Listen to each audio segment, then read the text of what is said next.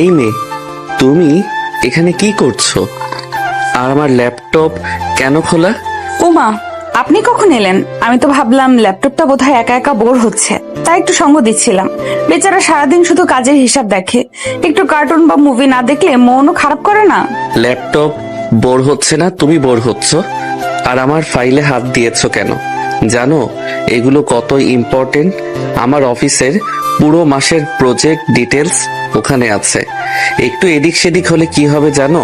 ইস, আপনার সব কিছুই important. File important, laptop important, office important, শুধু এই বাড়িতে আসা মেহমানদের কোনো দাম নেই, তাই না? আমরা যে 3 দিন হলো এসেছি, আপনি একবারের জন্য জিজ্ঞেস করেছেন তুলি তোমার কি কিছু লাগবে?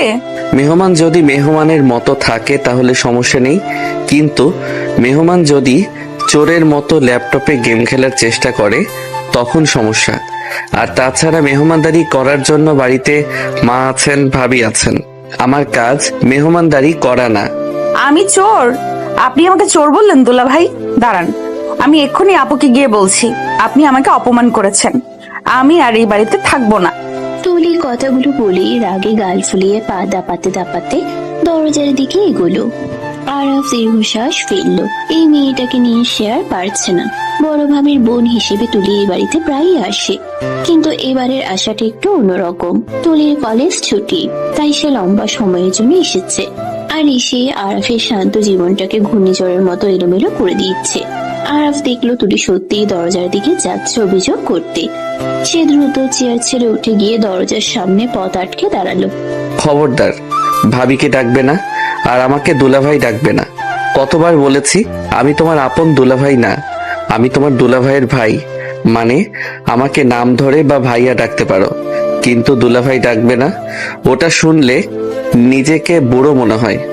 মোটেই না, আপনি আমার দুলা ভাইয়ের ভাই, মানে আপনিও এক প্রকার দুলা ভাই। সম্পর্কে তো তাই হয়। আর আমি আপনাকে ভাইয়া ডাকবো না। আপনি দেখতে মোটেও ভাইয়া টাইপের না। ভাইয়ারা হয় সুইট কিউট, আর আপনি আমি কি? আপনি হলেন খিটখিটে বুড়ো টাইপ। সবসময় ভুরু কুচকে থাকেন, মনে হয় যেন সারা দুনিয়ার বোঝা আপনার মাথায়। খিটখিটে বুড়ো আমি? আমার বয়স মাত্র 27, আর তুমি আমাকে বুড়ো বলছো?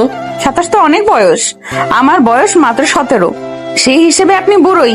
আর রাস্তা ছাড়ুন, আমি আপুর কাছে যাব। কথাটি বলেই তুলি আরাফকে পাশ কাটিয়ে এক দৌড়ে রুম থেকে বের হওয়ার চেষ্টা করলো, কিন্তু মেঝের কার্পেটে তার পায়ের আঙ্গুল আটকে গেল। ভারসাম্য হারিয়ে সে হুমড়ি খেয়ে পড়তে যাচ্ছিল সামনের টি টেবিলের উপর। আরাফ চোখের পলকে হাত বাড়িয়ে দিল। তার শক্ত হাত তুলির ডান হাতটা খপ করে ধরে ফেললো এবং এক হ্যাচকা টানে তাকে নিজের দিকে ফিরিয়ে আনলো। তুলি এসে আশ্রে পড়লো আরাফের বুকের উপর। আরাফের অন্য হাতটা অজান্তেই তুলির কোমর জড়িয়ে ধরেছে সাপোর্ট দেওয়ার জন্য। মুহূর্তের জন্য সময় যেন থমকে গেল। তুলি নাক গিয়ে লাগলো আরাফের শার্টের বোতামে। আরাফের শরীরে দামি পারফিউমের একটা উগ্র সুবাস যা তুলির মাথা ঘুরিয়ে দিল। সে নিঃশ্বাস বন্ধ করে ফেললো। আরাফ স্তব্ধ। তার বাহুবন্ধনে এই চঞ্চল কিশোরীটি এখন একদম শান্ত। আরাফ অনুভব করলো তুলির হৃদস্পন্দন, যা খুব দ্রুত লয়তে চলছে। সাবধানে চলতে পারো না? পড়ে গেলে তো ব্যথা পেতে, কপালটা কেটে যেত টি টেবিলের কোনায় লেগে। আরাফের কণ্ঠে তখন রাগের বদলে মৃদু শাসনের সুর। সে আলতো করে তুলিকে সোজা করে দাঁড় করিয়ে দিল, কিন্তু হাতটা ছাড়লো না। তুলি এবার আর কোনো উত্তর দিল না, শুধু মাথা নিচু করে নিজের ওড়নার খুঁট পেঁচাতে লাগলো। 16-17 বছরের চঞ্চল কিশোরীটি এই মুহূর্তে কিছুটা শান্ত। হয়তো আরাফের ওই গম্ভীর চোখের দিকে তাকিয়ে তার বুকের ভেতরটা একটু ধক করে উঠেছে। আরাফ খেয়াল করলো মেয়েটার ফর্সা গাল দুটো লজ্জায় বা ভয়ে কিছুটা লাল হয়ে গেছে। তার চোখের পাপড়িগুলো কাঁপছে।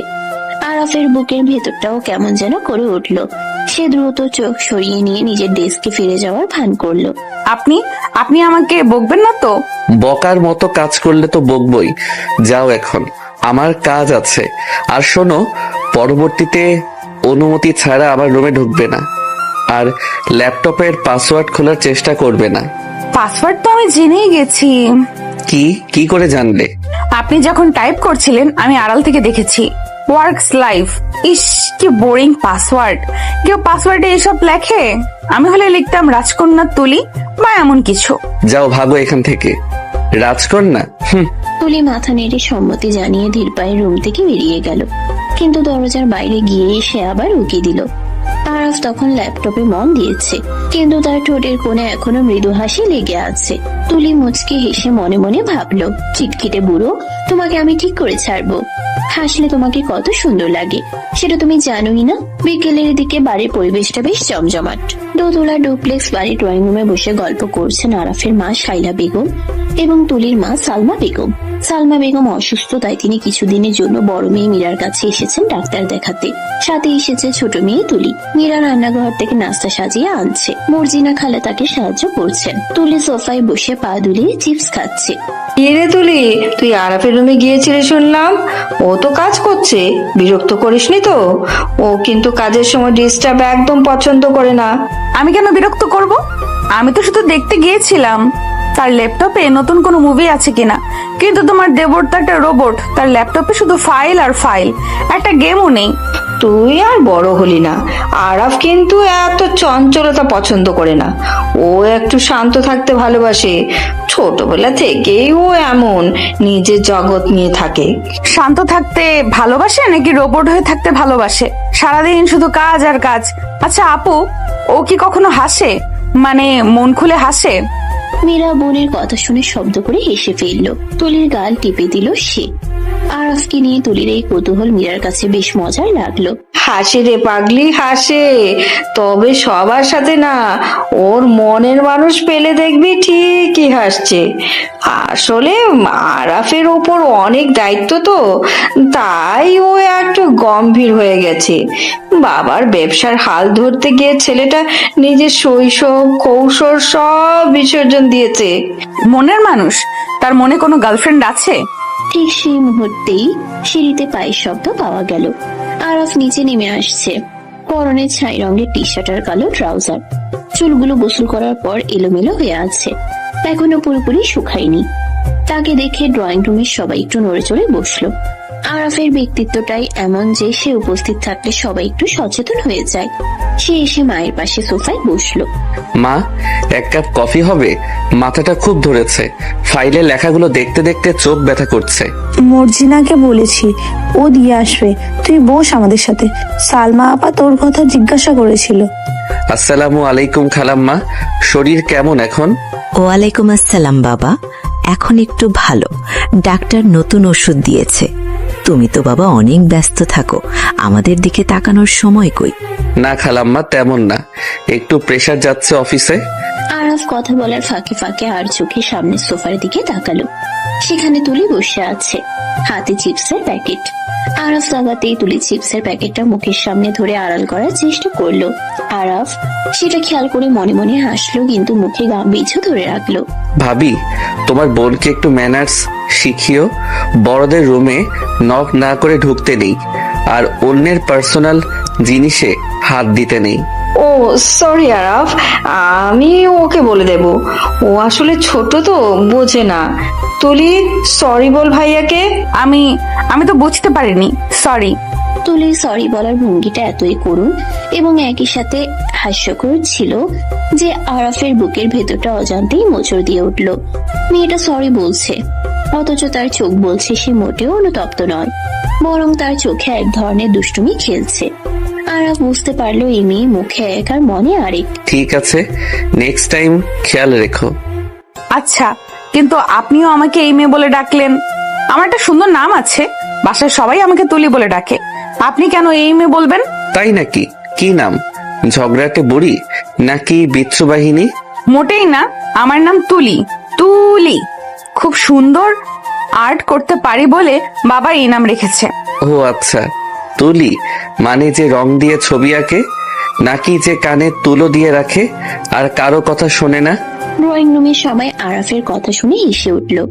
শায়লা বেগমও ছেলে রসিকতায় হাসলেন। তুলি রেগে গাল ফুলিয়ে বসে রইল। সে বুঝতে পারলো এই গম্ভীর লোকটা তাকে পচানি দিচ্ছে। তার জেদ চেপে গেল। সে মনে মনে প্রতিজ্ঞা করলো এই লোকের গাম্ভীর্য সে ভাঙবেই। সে আরাফের দিকে তাকিয়ে চোখ ছোট করে ফেলল, যেন নীরব যুদ্ধ ঘোষণা করছে। সন্ধ্যা গড়িয়ে রাত নেমেছে। বাড়ির ডাইনিং টেবিলে রাতের খাবার সাজানো হয়েছে, পোলাও, রোস্ট, রেজালা আর সালাদ। আরাফের বাবা রহমান সাহেব ব্যবসার খোঁজ খবর নিচ্ছিলেন আরাফের কাছে। তুলি চুপচাপ খাচ্ছিল, কিন্তু তার চোখ বারবার আরাফের দিকে যাচ্ছিল। আরাফ খাবার গ্রহণে অত্যন্ত মার্জিত। কাঁটা চামচ দিয়ে ধীর স্থির ভাবে খাচ্ছে, কোনো শব্দ নেই। তুলি ভাবলো খেতে বসেও এত ভাব যেন রাজপুত্র খাচ্ছে। আরাপ, আগামী মাসে চৌধুরী সাহেবের সাথে মিটিংটা ফাইনাল করে ফেলো। প্রজেক্টটা আমাদের জন্য খুবই জরুরি। আর হ্যাঁ, চৌধুরী সাহেব সেদিন ফোনে একটা প্রস্তাব দিলেন। কিসের প্রস্তাব বাবা? আসলে উনি চাইছিলেন আমাদের সাথে আত্মীয়তা করতে। ওনার মেয়ে নীলা, মেয়েটা কিন্তু বেশ ভালো, পড়াশোনায় ব্রিলিয়েন্ট, দেখতেও মাশাল্লাহ। চৌধুরী সাহেব চাইছিলেন নীলার সাথে তোমার বিয়ের ব্যাপারে কথা বলতে। কথাটা শোনা মাত্রই তুলির গলায় খাবার আটকে গেল। সে বিষম খেয়ে কাশতে শুরু করলো। প্রচন্ড কাশিতে তার চোখ মুখ লাল হয়ে গেল। মীরা দ্রুত তাকে পানি এগিয়ে দিতে চাইলো, কিন্তু তার আগে আরাফ নিজের গ্লাসটা বাড়িয়ে দিল তুলির দিকে।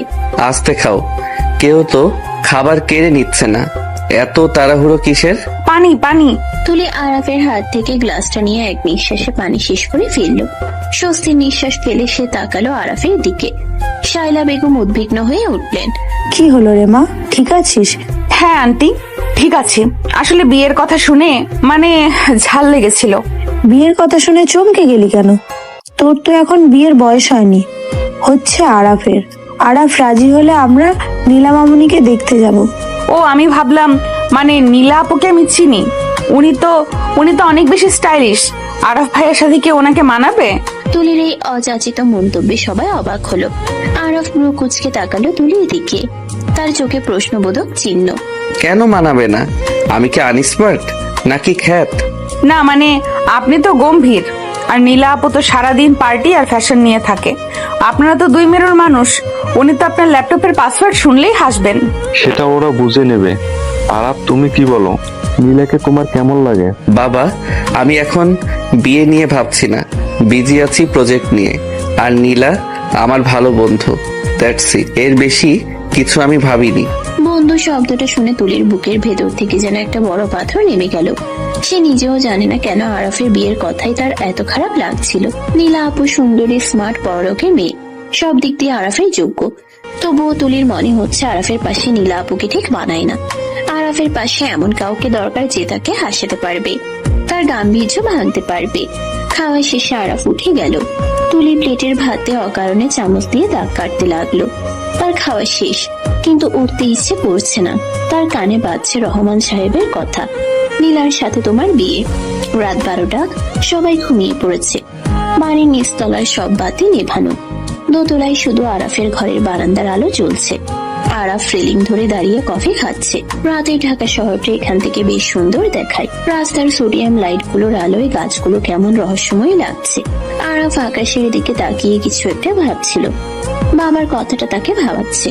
নীলা ভালো মেয়ে, কিন্তু আরাফ কি তাকে জীবন সঙ্গী হিসেবে চায়, নাকি তার অবচেতন মন অন্য কাউকে খুঁজছে? হঠাৎ তার মনে হলো পাশে কেউ দাঁড়িয়ে আছে। সে চমকে তাকালো। তুলি, পরনে হালকা নীল রঙের একটা সালোয়ার কামিজ, ওড়নাটা গায়ে জড়ানো, চুলগুলো খোলা, রাতের বাতাসে উড়ছে। চাঁদের আলোয় তুলিকে আজ অন্যরকম লাগছে। সেই চঞ্চলতা নেই, বরং চোখে এক গভীর মায়া। এখনো ঘুমাওনি? রাত হয়েছে। কাল সকালে তো আবার হইচই শুরু করবে, এনার্জি লাগবে না? ঘুম আসছে না, নতুন জায়গা তো। তাছাড়া দুপুরের ঘুমটা বেশি হয়ে গেছে। ভয়ের কিছু নেই, সিকিউরিটি আছে। ভূতও আসবে না এই ফ্ল্যাটে। আমি ভূতকে ভয় পাই না, আমি মানুষকে ভয় পাই। তাই কাকে ভয় পাও? আমাকে? আপনাকে ভয় পাবো কেন? আপনি কি বাঘ না ভাল্লুক?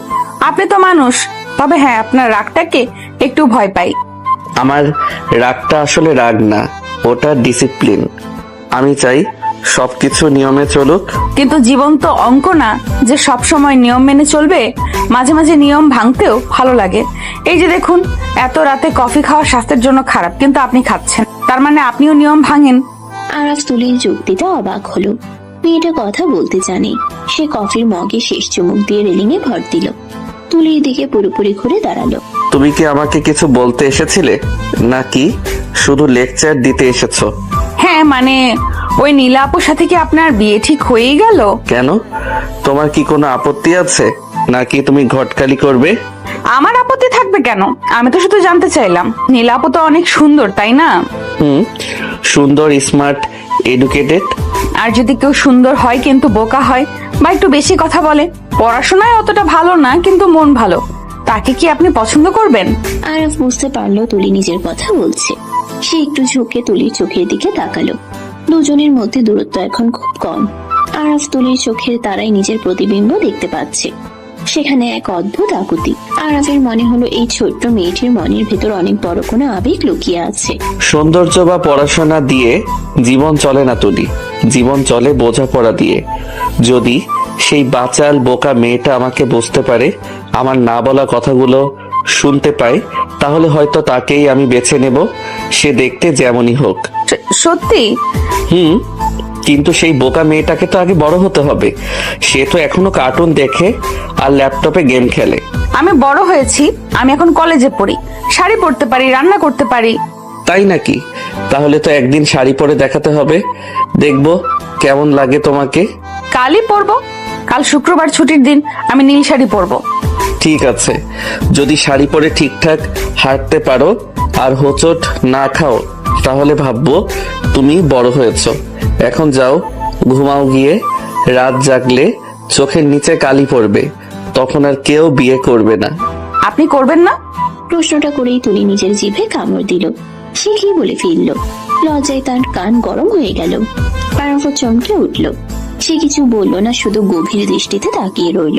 সেই দৃষ্টিতে উত্তরের চেয়েও বেশি কিছু ছিল। আরাফের মনতা তুলির হৃদস্পন্দন আরো বাড়িয়ে দিল। সে এক মুহূর্ত দাঁড়ালো না। সে এক দৌড়ে নিজের রুমে চলে গেল।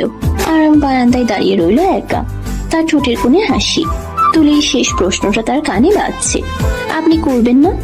আরাফ আকাশের দিকে তাকিয়ে বিড়বিড় করে বলল, কে জানে পিচ্চি, হয়তো নিয়তি তাই লিখে রেখেছে। পরদিন সকাল, শুক্রবার, ছুটির দিন বলে সবাই একটু দেরিতেই উঠেছে। আরাফ অবশ্য নিয়ম মেনে সকালে উঠে জগিং করে এসেছে। ড্রয়িং রুমে বসে খবরের কাগজ পড়ছে। এমন সময় সিঁড়ি দিয়ে নামলো তুলি।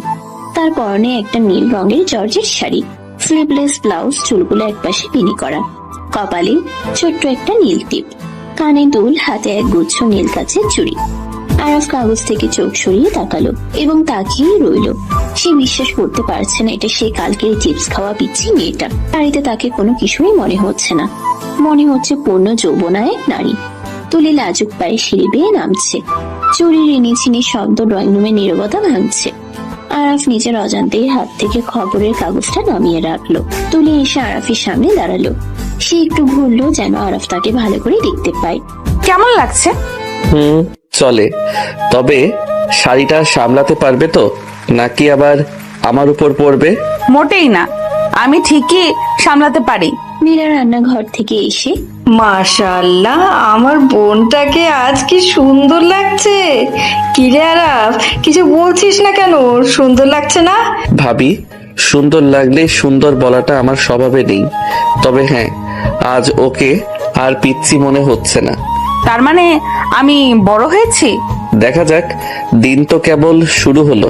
বিকেলের দিকে আরাফ তৈরি হলো বের হওয়ার জন্য। সে আজ একটা পাঞ্জাবি পরেছে, সাদা পাঞ্জাবি। তাকে দেখতে খুব স্নিগ্ধ লাগছে। তুলি ড্রয়িং রুমে বসে টিভি দেখছিল। আরাফকে দেখে সে টিভি অফ করে দিল। কোথায় যাচ্ছেন? একটু কাজে। আর শোনো, সন্ধ্যায় শিহাব আসছে, তোমার কাজিন। শিহাব ভাইয়া আসছে? সত্যি? এত খুশি হওয়ার কি আছে? কাজিন আসছে, কোনো সেলিব্রিটি না। শিহাব ভাইয়া খুব মজার, আমাকে অনেক জোক শোনায় আর আমার জন্য চকলেট নিয়ে আসে। জোকস আর চকলেট? বাহ, এই তোমাদের স্ট্যান্ডার্ড। ঠিক আছে, এনজয় করো। আরাফ বেরিয়ে গেল, কিন্তু তার মেজাজটা হঠাৎ করেই খারাপ হয়ে গেল।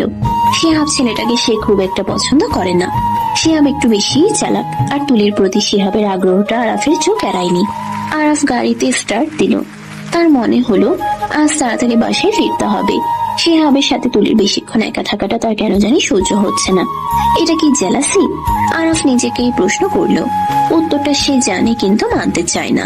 পরন্ত বিকেলে গড়িয়ে সন্ধ্যা নামছে। ড্রয়িং রুমের বড় ঝাড়বাতিটা জেলে দেওয়া হয়েছে। তুলি এখনো সে নীল শাড়িটা পরেই বসে আছে। শাড়ি পরার অভ্যাস তার নেই, তাই একটু পর পর কুচি ঠিক করছে আর চোখে দরজার দিকে তাকাচ্ছে। শিহাব ভাইয়া আসার কথা। ছোটবেলায় শিহাব ভাইয়ার সাথে তার অনেক স্মৃতি। শিহাব তাকে সাইকেলে চড়াতো, মেলায় নিয়ে যেত। সেই শিহাব ভাইয়া বিদেশ থেকে ফিরেছে। তাকে দেখার জন্য তুলির মনে একটা শিশুসুলভ উত্তেজনা কাজ করছে। কলিং বেল বেজে উঠলো। মর্জিনা খালা দরজা খুলে দিলেন। ভেতরে প্রবেশ করলো শিহাব। পরনে দামি ব্র্যান্ডেড টি শার্ট আর জিন্স, চোখে স্টাইলিশ চশমা, হাতে বড় একটা চকলেটের বক্স আর ফুলের তোড়া। শিহাবকে দেখে তুলি সোফা থেকে লাফিয়ে উঠলো। শাড়ির আঁচলটা মাটিতে লুটিয়ে পড়লো, কিন্তু সেদিকে তার খেয়াল নেই। শিহাব ভাইয়া, ও মাই গড, তুমি কত লম্বা হয়ে গেছো। আরে তুলি, তুই তো পুরো হুড়পড়ি হয়ে গেছিস রে। নীল শাড়িতে তোকে তো চেনাই যাচ্ছে না, মনে হচ্ছে কোনো সিনেমার নায়িকা। শিহাব এগিয়ে এসে তুলির হাত ধরলো। তুলি সংকোচ করলো না, কারণ সে শিহাবকে নিজের বড় ভাইয়ের মতোই দেখে। কিন্তু শিহাবের চোখের দৃষ্টিতে ভাইয়ের স্নেহ নেই, আছে মুগ্ধতা আর লোলুপতা। সে তুলির আপাত মস্তক খুব ভালো করে পর্যবেক্ষণ করলো। তুলির ফর্সা হাতে নীল চুড়িগুলো শিহাবের দৃষ্টি কাড়লো। সে ফুলের তোড়াটা তুলির দিকে বাড়িয়ে দিল। আমার জন্য? থ্যাংক ইউ ভাইয়া। আর চকলেটের বক্সটাও কি আমার? অফকোর্স, তোর জন্য তো আমি পুরো দোকান কিনে আনতে পারি। নে ধর। মীরা রান্নাঘর থেকে নাস্তা নিয়ে এলো। শিহাবের সাথে কুশল বিনিময় হলো। সবাই মিলে গল্পে মেতে উঠলো। শিহাব অনর্গল তার বিদেশের গল্প বলছে, কিভাবে সে সেখানে পার্টি করতো, কত মেয়ে তার পিছনে ঘুরতো। তুলি মুগ্ধ হয়ে শুনছে। মাঝে মধ্যে শিহাব ইচ্ছে করেই তুলির খুব কাছে ঘেসে বসছে, কখনো বা হাসির ছলে তুলির গায়ে হাত রাখছে। তুলি সরম মলে সেটা পাত্তা দিচ্ছে না, কিন্তু মীরা বিষয়গুলো লক্ষ্য করে কিছুটা অস্বস্তিতে পড়ল। ঠিক সেই সময় মেইন গেটে গাড়ির হর্ন শোনা গেল। আরফ ফিরেছে। সাধারণত সে এত তাড়াতাড়ি বাড়ি ফেরে না, কিন্তু আজ অফিসে তার মন বসছিল না। ড্রয়িং রুমে ঢুকতেই আরাফের চোখ পড়ল সোফায়। শিহাব আর তুলি পাশাপাশি বসে আছে। শিহাব তুলির কানের কাছে মুখ নিয়ে কিছু একটা বলছে, আর তুলি খিলখিল করে হাসছে। দৃশ্যটা দেখা মাত্রই আরাফের রক্ত মাথায় চড়ে গেল। তার চোয়াল শক্ত হয়ে উঠল। হাতের বিফ প্রেসটা সে একটু জোরেই সোফার পাশে রাখলো শব্দ করে। আসসালামু আলাইকুম। ঘরে কি কোনো পার্টি চলছে নাকি? এত হাসাহাসি। আরাফের গম্ভীর কণ্ঠস্বরে হাসির শব্দ থেমে গেল। তুলি চমকে তাকালো। আরাফকে দেখে তার মুখের হাসিটা মিলিয়ে গেল। সে দ্রুত ওড়নাটা ঠিক করে বসলো। শিহাব উঠে দাঁড়ালো, মুখে মেখে হাসি। আরে আরাফ ভাই, কেমন আছেন? অনেকদিন পর দেখা। শুনলাম আপনি নাকি এখন অনেক বড় বিজনেসম্যান। অ্যাপয়েন্টমেন্ট ছাড়া তো দেখাই পাওয়া যায় না। আমি ভালো আছি শিহাব। আর অ্যাপয়েন্টমেন্ট তাদের লাগে যারা কাজের প্রয়োজনে আসে। ফালতু আড্ডা দেওয়ার সময় আমার নেই। তা তুমি হঠাৎ শুনলাম বিদেশে সেটেলড হয়ে গেছো। ছিলাম তো, কিন্তু দেশের টানে ফিরে এলাম। আসলে দেশের টানে না বলে মনের মানুষের টানে বলাই ভালো। শিহাব কথাটা বলার সময় আর চোখে তুলির দিকে তাকালো। আরাফ সেটা খেয়াল করলো। তার রাগ আরো বেড়ে গেল। সে টাইটা ঢিলা করতে করতে সোফায় বসলো, ঠিক তুলি আর শিহাবের মাঝখানে জায়গাটাতে। শিহাব বাধ্য হয়ে একটু সরে বসলো। আরাফ এমন ভাবে বসলো যেন তুলিকে শিহাবের দৃষ্টি থেকে আড়াল করে রাখছে। তো মনের মানুষটা কে? আমরা কি চিনি? চিনবেন, খুব শিগগিরই চিনবেন। সময় হলে সব জানাবো। বাই দ্য ওয়ে আরাফ ভাই, আপনার শ্যালিকা তো মাশাআল্লাহ। আগে তো পিচ্চি ছিল, এখন তো দেখি পুরো লেডি কিলার। সাবধানে রাখবেন, কখন কে কিডন্যাপ করে নিয়ে যায়। আমার জিনিসের নিরাপত্তা দিতে আমি খুব ভালো জানি শিহাব। কেউ আমার সীমানায় হাত বাড়ানোর সাহস করলে তার হাত আমি ভেঙে দেই, সেটা কিডন্যাপার হোক আর তথাকথিত শুভাকাঙ্ক্ষী হোক। আরাফের গলার স্বরে এমন এক প্রচ্ছন্ন হুমকি ছিল যে শিহাব একটু থমকে গেল। পরিবেশটা ভারী হয়ে উঠল। তুলি ভয় ভয় আরাফের দিকে তাকালো। সে বুঝতে পারছে না আরাফ ভাইয়া কেন শিহাব ভাইয়ার সাথে এত রুক্ষ ব্যবহার করছে। মীরা পরিস্থিতি সামাল দিতে এগিয়ে এলো। আরাফ, তুই ফ্রেশ হয়ে নে, আমি খাবার টেবিলে দিচ্ছি। শিহাব, তুমিও খেয়ে যাও। না ভাবি, আজ খাবো না, অন্য একদিন। আজ শুধু তুলিকে দেখতে এসেছিলাম। আচ্ছা তুলি, চলি রে। কাল বিকালে রেডি থাকিস, তোকে লং ড্রাইভে নিয়ে যাব। আমার নতুন গাড়িটা দেখবি? নতুন গাড়ি? কি গাড়ি ভাইয়া? কাল তুলির পড়া আছে, ওর সামনে পরীক্ষা, ও কোথাও যাবে না। কিন্তু ভাইয়া, কাল তো শনিবার, আমার তো কোনো পরীক্ষা নেই। আমি বলেছি পড়া আছে মানে আছে। আমি নিজে তোমাকে পড়াবো কাল। ইকোনমিক্সের কিছুই তো পারো না, ফেল করার ইচ্ছা আছে নাকি? তুলি চুপসে গেল। সে বুঝতে পারলো আরাফের কথার উপর কথা বলা যাবে না। শিহাব একটু বাঁকা হেসে বিদায় নিল। শিহাব চলে যাওয়ার পর আরাফ সোজা নিজের রুমে চলে গেল। তুলির দিকে একবার তাকালোও না। রাতে খাওয়ার টেবিলে আরাফ খুব গম্ভীর হয়েছিল। কেউ তার সাথে কথা বলার সাহস পাচ্ছিল না। তুলি ভয় ভয়ে কাঁদছিল। তার মনে হচ্ছে সে কোনো অপরাধ করেছে। খাওয়া শেষে তুলি নিজের রুমে যাওয়ার জন্য সিঁড়ি দিয়ে উঠছিল। নীল শাড়িটা সামলাতে তার খুব কষ্ট হচ্ছে। কুচিগুলো বারবার পায়ের নিচে পড়ছে। দোতলার করিডোরে আসতেই হঠাৎ তার শাড়ির আঁচলটা রেলিং এর সাথে আটকে গেল। সে টান দিতেই ভারসাম্য হারিয়ে মেঝের উপর পড়ে গেল। আউচ মাগো! ব্যথার চোটে তুলির চোখ দিয়ে পানি বেরিয়ে এলো। সে গোড়ালিতে প্রচন্ড ব্যথা পেয়েছে। উঠার চেষ্টা করলো কিন্তু পারলো না। আরাফ নিজের রুমেই ছিল। তুলির চিৎকার শুনে সে এক দৌড়ে বেরিয়ে এলো। তুলিকে মেঝেতে পড়ে থাকতে দেখে তার বুকটা ধক করে উঠলো। তুলি, কি হয়েছে? পড়ে গেলে কি করে? আরাফ দ্রুত তুলির কাছে বসে পড়ল। তুলি ব্যথায় কাতরাচ্ছে। আরাফ দেখলো তুলির শাড়ির কুচিগুলো এলোমেলো হয়ে আছে, আর তার ডান পায়ের গোড়ালিটা ফুলে উঠছে। আরাফ এক মুহূর্তেও দেরি না করে তুলিকে পাজা কোলা করে কোলে তুলে নিল। কি করছেন? নামান, আমাকে কেউ দেখে ফেলবে। চুপ, একদম কথা বলবে না। হাঁটতে পারো না, আবার শাড়ি পরার শখ। তোমাকে না বললাম শাড়ি সামলাতে পারবে না? আরাফ তুলিকে নিয়ে সোজা নিজের বেডরুমে ঢুকলো। তাকে বিছানায় বসিয়ে দিয়ে সে ফার্স্ট এড বক্স আনতে গেল। তুলি মুগ্ধ হয়ে আরাফের দিকে তাকিয়ে রইল।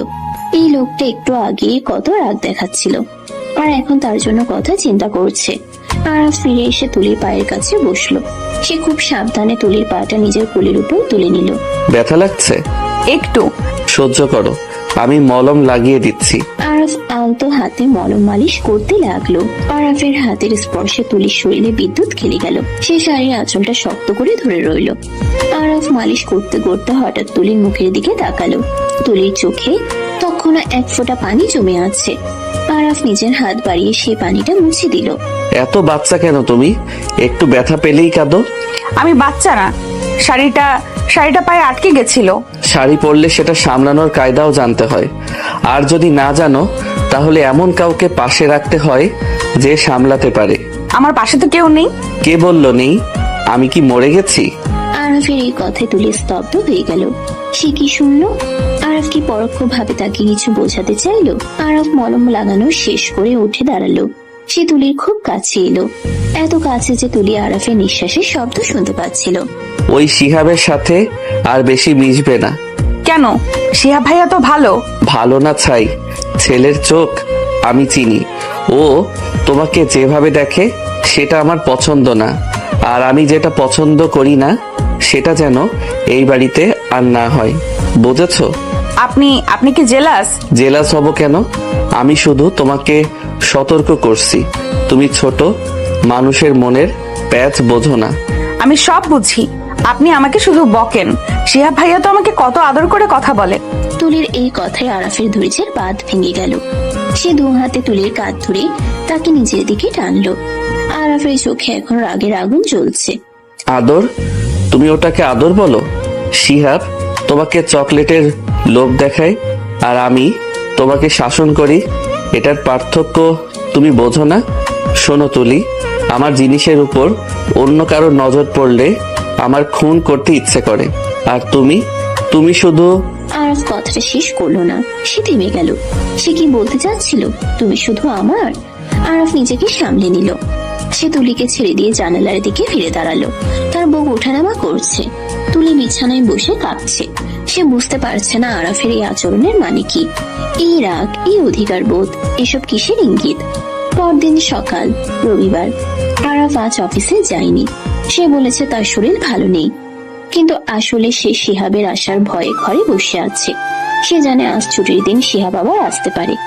দুপুরের দিকে তুলির বাবা জামিল সাহেব ফোন করলেন। শায়লা বেগম ফোন ধরে কথা বললেন। তারপর তিনি গম্ভীর মুখে রহমান সাহেবের কাছে গেলেন। শুনছো, জামিল ভাই ফোন করেছিলেন। কি খবর? শরীর ভালো তো? শরীর ভালো, কিন্তু উনি একটা কথা বললেন। শিহাবের বাবা নাকি প্রস্তাব দিয়েছেন শিহাবের সাথে তুলির বিয়ে দেওয়ার জন্য। কথাটা শুনে ড্রয়িং রুমে বসে থাকা আরাফ চমকে উঠল। তার হাতের কফির মগটা চুলকে পড়ল। তুলি তখনও নিচে নামিনি। তাই নাকি? শিহাব তো ভালো ছেলে, বিদেশি ডিগ্রি আছে, প্রতিষ্ঠিত। খারাপ কি? আমারও তো তাই মনে হয়। তুলি যদিও ছোট, কিন্তু এঙ্গেজমেন্ট করে রাখলে ক্ষতি কি? ঘরের ছেলে, আবার পরিচিত। এটা অসম্ভব মা। কেন বাবা, অসম্ভব কেন? শিহাবের ক্যারেক্টার ভালো না। ও বিদেশে কি কি করেছে আমি সব খোঁজ নিয়েছি। এমন ছেলের সাথে তুলির বিয়ে দেওয়া মানে ওর জীবন নষ্ট করা। আর তুলি এখন বাচ্চা, ওর পড়ার বয়স। এখন বিয়ের কথা কেন আসছে? আরাপ, তুমি একটু বেশি রিয়াক্ট করছো। শিহাব আমাদের আত্মীয়, ওর সম্পর্কে এমন কথা বলা ঠিক না। আত্মীয় বলেই বলছি বাবা। আমি চাই না তুলির কোনো ক্ষতি হোক। আমি এই বিয়ে হতে দেব না। আরাফ আরাফ হনহন করে নিজের রুমে চলে গেল। শায়লা বেগম আর রহমান সাহেব অবাক হয়ে একে অপরের দিকে তাকালেন। আরাফ সাধারণত পারিবারিক বিষয়ে এত নাক গলায় না, আজ তার এই তীব্র প্রতিবাদ তাদের ভাবিয়ে তুলল। বিকেলে তুলি ছাদে বসেছিল, তার মন খারাপ। সে শুনেছে শিহাবের সাথে তার বিয়ের কথা চলছে। শিহাব ভাইয়াকে সে পছন্দ করে, কিন্তু স্বামী হিসেবে সেটা সে কখনো ভাবেনি। তার মনের ক্যানভাসে বারবার ভেসে উঠছে অন্য একটা মুখ, একটা রাগে গম্ভীর খিটখিটে বুড়োর মুখ, যে তাকে বকা দেয় আবার পায়ে মলম লাগিয়ে দেয়। আরফ ছাদে এলো। তুলিকে রেলিং ধরে দাঁড়িয়ে থাকতে দেখে সে ধীর পায়ে এগিয়ে গেল। এখানে কি করছো? আকাশ দেখছি আর ভাবছি। কি ভাবছো? শিহাবের কথা শুনেছ তো? বিয়ের প্রস্তাবের কথা। খুব খুশি নিশ্চয়ই। বিলেত ফেরত বর পাবে, নতুন গাড়ি, অনেক চকলেট। আপনি আমাকে এত নিচু ভাবেন? আমি কি চকলেট আর গাড়ির জন্য বিয়ে করব? তাহলে কি জন্য করবে? ভালোবাসার জন্য? শিহাবকে কি তুমি ভালোবাসো? আরাফ প্রশ্নটা করে তুলির উত্তরের অপেক্ষা করতে লাগলো। তার হৃদয় স্পন্দন বেড়ে গেছে। তুলির এই উত্তরের উপর অনেক কিছু নির্ভর করছে। আমি শিহাব ভাইয়াকে কাজিন হিসেবে ভালোবাসি, কিন্তু আমি বিয়ে নিয়ে এখন ভাবছি না। আমি পড়তে চাই। গুড। পড়ার টেবিলে মন দাও। আর শোনো, যদি কেউ জোর করে আমাকে বলবে, আমি আছি। আপনি কেন এত কেয়ার করেন আমার? আপনি তো আমাকে পছন্দই করেন না, সারাক্ষণ শুধু বকাঝকা করেন। তুলির এই অভিমানী কণ্ঠে আরাফের বুকের ভেতরটা গলে গেল। সে এগিয়ে এসে তুলির খুব কাছে দাঁড়ালো। ছাদের খোলা হাওয়ায় তুলির চুলগুলো আরাফের মুখে এসে লাগছে। বকা দেই বলে ভাবো পছন্দ করি না? বকা তো মানুষ আপনজনকেই দেয়, বড় মানুষকে তো শুধু ভদ্রতা দেখায়। তাহলে আপনি আমাকে আপনি ভাবেন? ভাবি কিনা সেটা সময় হলে বুঝবে। শুধু এটা মনে রেখো, ওই শিহাবের সাথে তোমাকে আমি সহ্য করতে পারি না। কেন? কারণ তুমি আমার। এবারও আরাফ কথাটা শেষ করতে পারলো না। ঠিক তখনই সিঁড়ির দরজা খুলে শিহাব ছাদে প্রবেশ করলো। বাহ, হবু শ্বশুর বাড়িতে এসে দেখি ছাদের রোম্যান্স চলছে। আরাফ ভাই, আপনি এখানে? আমি তো তুলিকে খুঁজছিলাম। আরাফ শিহাবের দিকে তাকালো। তার দৃষ্টিতে যদি আগুন থাকতো তবে শিহাব এতক্ষণে ভস্ম হয়ে যেত। শিহাব এগিয়ে এসে তুলির পাশে দাঁড়ালো। তুলি, শুনেছিস তো আঙ্কেল কি বলল? আমাদের বিয়ে, তুই রাজি তো? দেখিস, আমি তোকে রানী করে রাখবো। শিহাব, মুখ সামলে কথা বলো। এখনো কিছু ফাইনাল হয়নি। আর তুলি এখন মাইনর, ওর সম্মতি ছাড়া কোনো বিয়ে হবে না। আরাফ ভাই, আপনি এত টেনশন নিচ্ছেন কেন? ভাবি রাজি, আঙ্কেল রাজি, আর তুলি? ও তো আমাকে ছোটবেলা থেকেই পছন্দ করে। কিরে তুলি, বল আরাফ ভাইকে। তুলি চুপ করে রইল। সে আরাফের দিকে তাকালো। আরাফের চোখে এক অদ্ভুত অসহায়ত্ব। এই প্রথম তুলি আরাফের চোখে ভয় দেখল, তাকে হারানোর ভয়। তুলির মনে হলো সে যদি এখন কিছু না বলে তবে আরাফ হয়তো অনেক দূরে সরে যাবে। শিহাব ভাইয়া, আমি এখন বিয়ে করব না। আমার সামনে এইচএসসি, আমি পড়াশোনা করতে চাই। আরে, পড়াশোনা তো বিয়ের পরও করা যাবে। আমি তোকে লন্ডনে নিয়ে গিয়ে পড়াবো। ও দেশেই পড়বে, আর আমার সামনে দাঁড়িয়ে আমার ফ্যামিলি মেম্বারকে ব্রেন ওয়াশ করার চেষ্টা করো না। নিচে চলো, কথা আছে। আরাফ শিহাবের হাত ধরে এক প্রকার টেনে নিচে নিয়ে গেল। তুলি ছাদে দাঁড়িয়ে রইল। তার মনে হলো আজ থেকে এক নতুন যুদ্ধ শুরু হলো, আর এই যুদ্ধের কেন্দ্রবিন্দুতে সে আছে। কিন্তু তার যোদ্ধাকে আরাফ নাকি শিহাব? তুলির মন বলছে যে তার চোখের পানি মুছে দিয়েছে সেই তার প্রকৃত যোদ্ধা।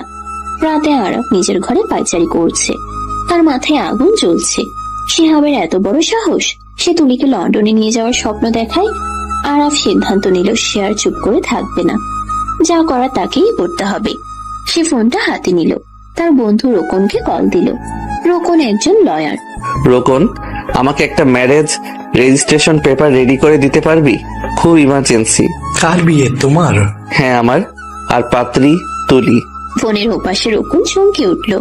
আরাফ ফোন রেখে বারান্দায় গেল। সে জানে সমাজ কি বলবে, পরিবার কি বলবে।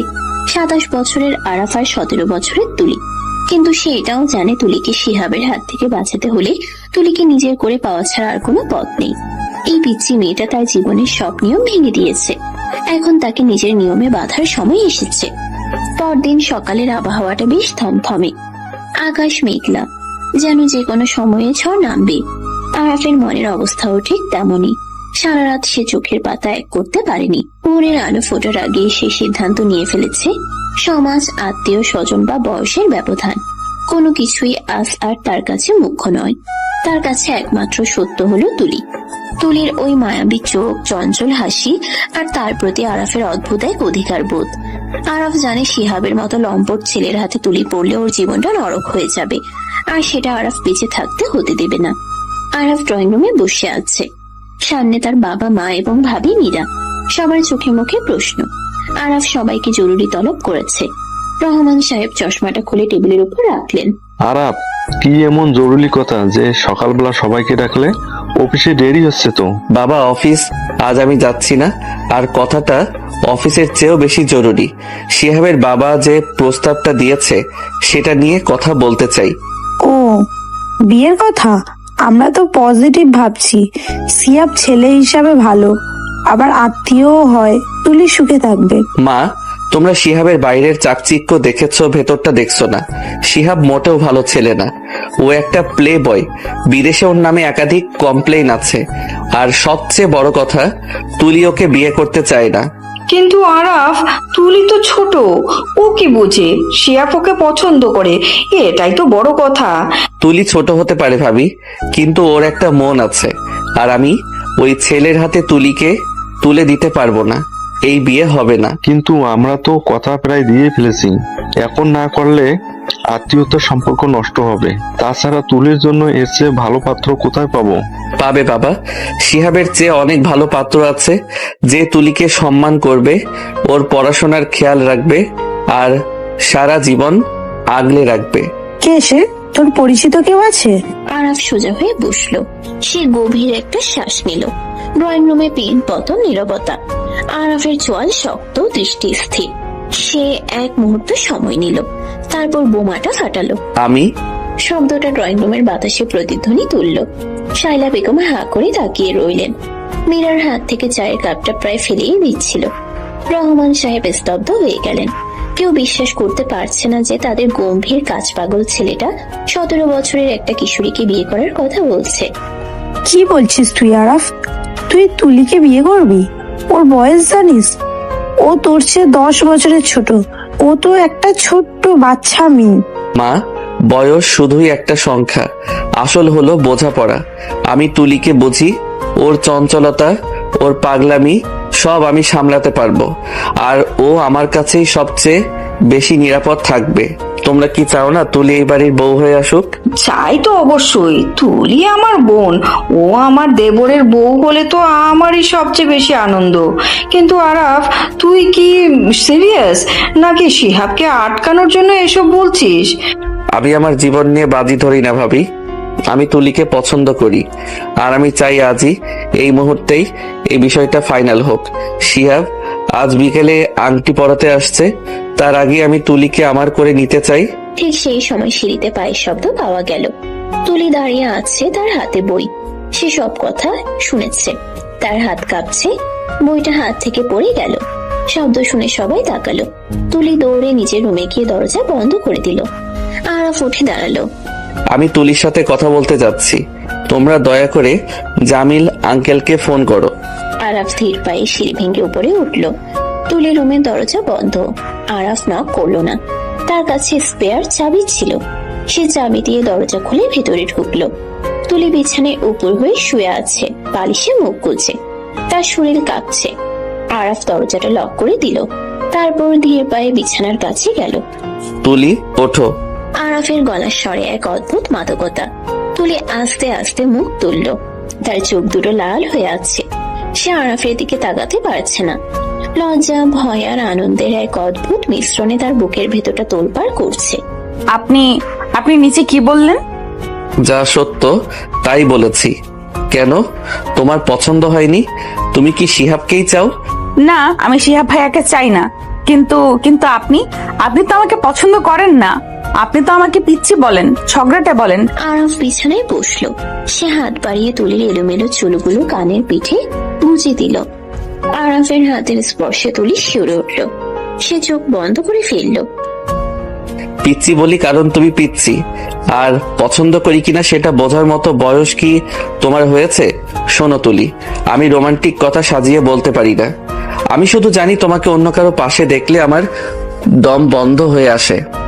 আমি চাই তুমি শুধু আমার হয়ে থাকো, আমার ঘরের লক্ষ্মী হয়ে, আমার জীবনের আলো হয়ে। তুমি কি রাজি? তুলি আরাফের চোখের দিকে তাকালো। সেই চোখে আজ কোনো গাম্ভীর্য নেই, আছে সাগরের মতো গভীর ভালোবাসা। তুলি তার ছোট হাতটা আরাফের বড় হাতের উপর রাখলো। আমি রাজি, কিন্তু আমার খুব ভয় করছে। সবাই কি বলবে? সবাই কি বলবে সেটা দেখার দায়িত্ব আমার। তুমি শুধু আমার উপর বিশ্বাস রাখো। আরাফ তুলির কপালে আলতো করে একটা চুমু খেলো। তুলির সারা শরীর অবশ হয়ে গেল। এই প্রথম কোন পুরুষের স্পর্শে সে এতটা শিহরিত হলো। আরাফ উঠে দাঁড়ালো। রেডি হয়ে নাও, আজ বিকেলে শিহাব আসবে।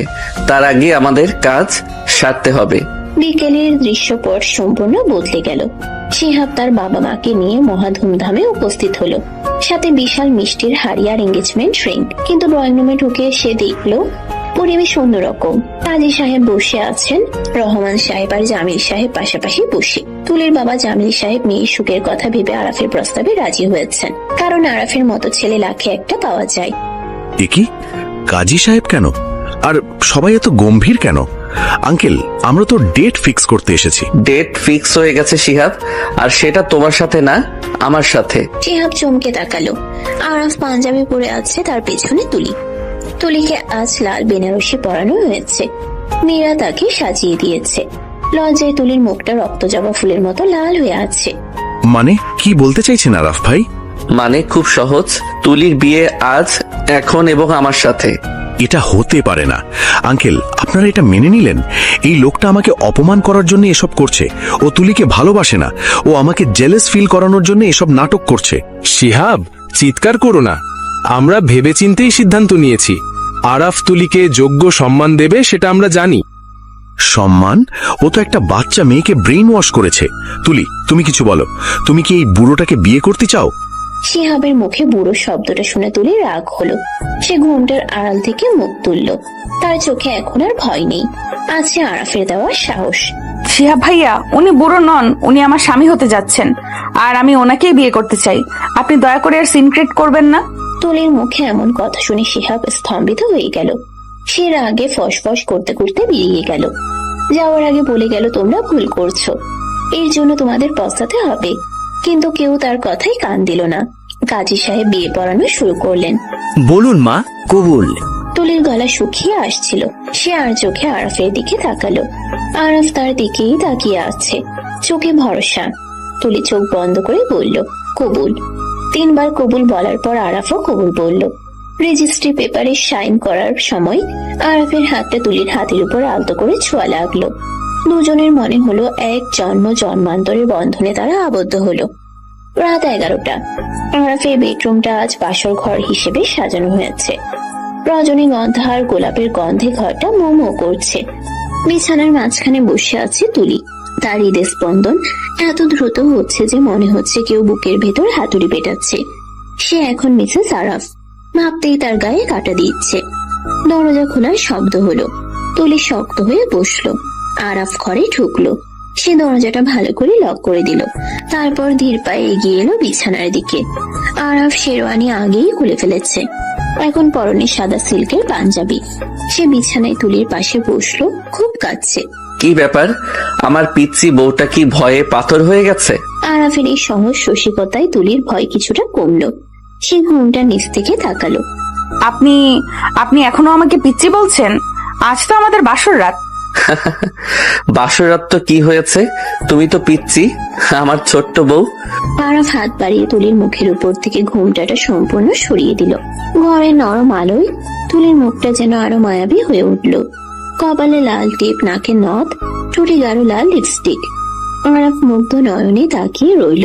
সে আলতো করে তুলির চিবুক ধরে তার মুখটা নিজের দিকে ফেরালো। তুমি জানো আজ তোমাকে কত সুন্দর লাগছে, মনে হচ্ছে কোনো অপ্সরা আকাশ থেকে নেমে এসেছে। আপনি মিথ্যা বলছেন, আমাকে তো ভূতের মতো লাগছে। এত মেকআপ, আমার অস্বস্তি লাগছে। ভূত হলেও তুমি আমার প্রিয় ভূত। শোনো, এত ভারী গয়না আর শাড়ি পরে থাকতে কষ্ট হচ্ছে না? চেঞ্জ করে নাও।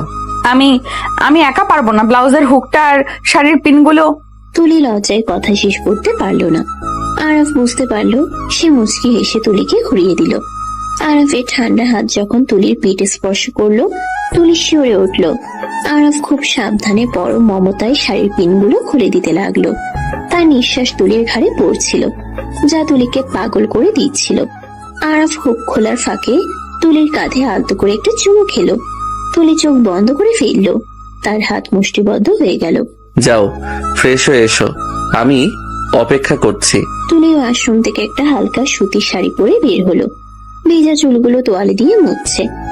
আরাফ তখন বিছানায় আছোয়া হয়েছিল। তুলিকে দেখে সে উঠে বসলো। তুলি আড়ষ্ট পায়ে বিছানার দিকে এগিয়ে গেল।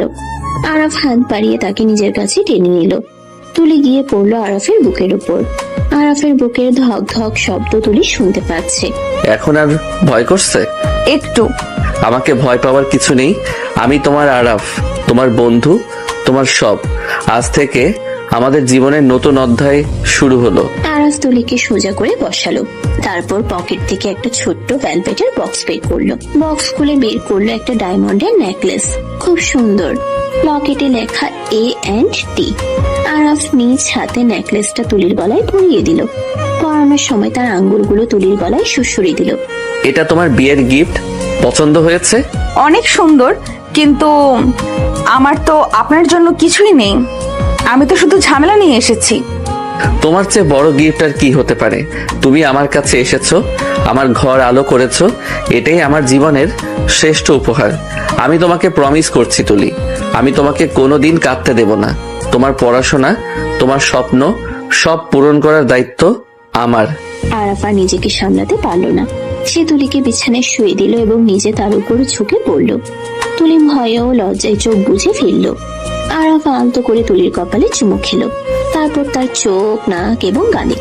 তুলির হাত দুটো অজান্তেই আরাফের চুল খামচে ধরল। আরাফ ফিসফিস করে বলল, আমি তোমাকে ভালোবাসি তুলি, আমার জীবনের চেয়েও বেশি। আমিও আপনাকে ভালোবাসি। তুলির এই স্বীকারোক্তি আরাফের ধৈর্যের বাঁধ ভেঙে দিল। সে তুলির ঠোঁট দখল করে নিল এক গভীর চুম্বনে।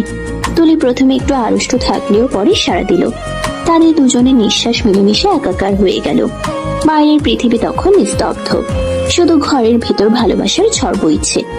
আরাফের প্রতিটি স্পর্শে তুলি নতুন করে নিজেকে আবিষ্কার করছে। সে বুঝতে পারছে কিশোরী মেয়ে থেকে সে এখন এক পরিপূর্ণ নারী হয়ে উঠছে তার ভালোবাসার মানুষের হাতে।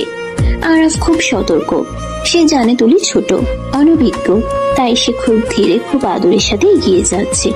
সে তুলির গলায় মুখ ডুবিয়ে দিল। তুলি সুখের আবেশে গোঙানি দিয়ে উঠল।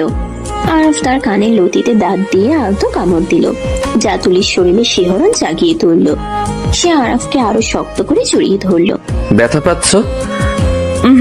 আজ রাতটা শুধু আমাদের, কেউ নেই আমাদের মাঝখানে।